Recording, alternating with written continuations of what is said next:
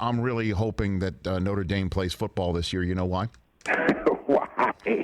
Well, I'm hoping they play football this year. And Be careful, Jerome. You're walking into it. I'm waiting for it. You're walking into it, bud. Look, Jerome Bettis, I don't know his birthday but off the top of my head, but I'm assuming it definitely isn't August 17th, 2020. He wasn't born yesterday.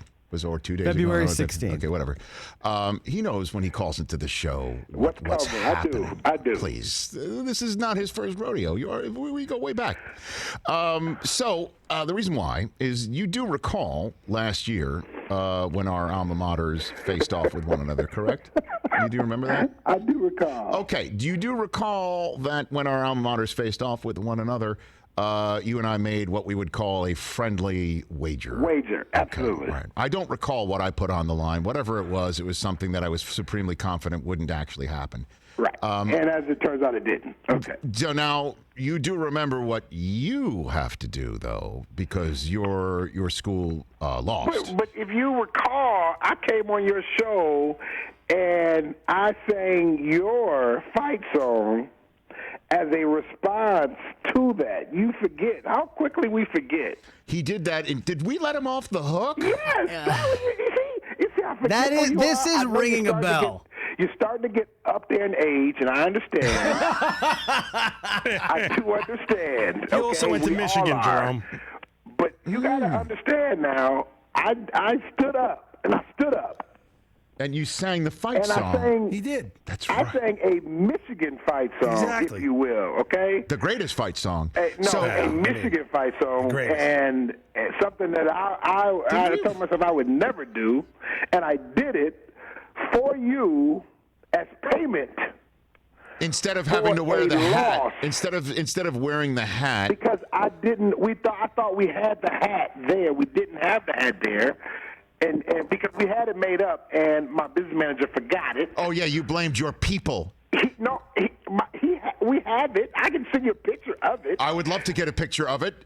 Okay, I will get you a picture of it. I won't be in the picture, of course. Because just in case anybody knows or doesn't know, the hat. I want you to know that. The hat I won't said be in the picture. The second time, right? No chance. So I did step up to the plate, right, and try to honor. And the hat said what, Jerome? What are the words that are on the hat? I don't remember. I have to look at it again. It's supposed to say. Remember. I should have gone to Michigan. You're not going to punish me a second time, but that's what you're trying to do. Well, you know what? It's no double jeopardy. That's what he's saying. You're trying to punish me. What did it say? I would never tell you what it said. we were trying to get you to say it so we could keep playing. You are very clever. I will say that. Very, very, but forgetful. And I did it on national television. Yeah, I don't understand. I don't understand why you never did go to Michigan. I mean, you're right there. You're right there. You're clear. It was a better opportunity for me at Notre Dame. Now, so hold on a second, just to recharge this battery. It's because was it Bo? Was it Bo or was it Gary Moeller? So Bo Schembechler. Let me just tell you for the record. Put it on the record. What happened? Okay. So. Uh-oh.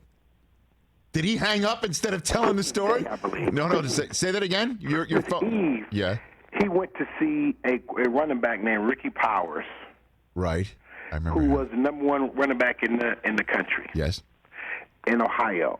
And that's right. That sent shockwaves. I was a fullback. I was the number one fullback in the country. Yeah. But it told me where the importance was because the tailback at Michigan is more important than the fullback position.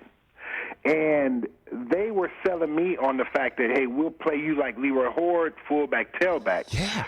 But I knew once they signed the number one tailback in the country, I knew that my opportunities would be limited in terms of running the football. Whereas in Notre Dame, Lou Holtz's offense was based around the fullback. The fullback ran the football. All the screen passes went to the fullback. And when they went to 3 wide receivers, the fullback stayed in the game, and he ran the ball out of a one-back set. So it was a perfect scenario for me to go to Notre Dame because they actually utilized the fullback much more than they did at Michigan. But and Michigan wanted me to play linebacker. Okay, that was the first reason. You know what I hear, Jerome? Play fullback. You know what I hear, Jerome? Instead of a tale of woe, you know what I hear? I hear that there's a me in Jerome and an I in Bettis. That's what I hear. You can't spell Bettis without an I, and you can't spell Jerome without me. That's what I hear. No. That's what I hear. What about me? Not the case. I. They wanted me to all play that. linebacker. I was only 5'10". I knew I was only going to be 5. I ended up being, just a shade under 6 foot. I knew I was going to be undersized at linebacker, and I was right. It paid off for me. So I made the right call.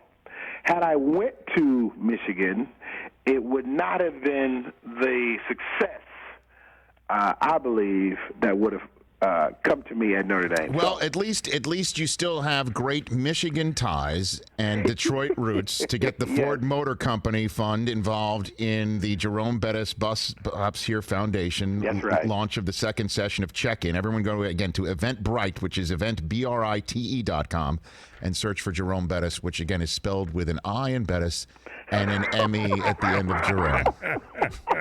I don't believe you. I don't believe you. You're the best, JB. Love you, man. Rich. I appreciate it. And please remember next time I do things like this to embarrass myself, you could at least remember them. I appreciate that. Jerome Bettis, dropping the mic out the door. There's Jerome Bettis. Very good. Take care. Hey, you watched all the way to the end. Thanks for that. Watch more right here.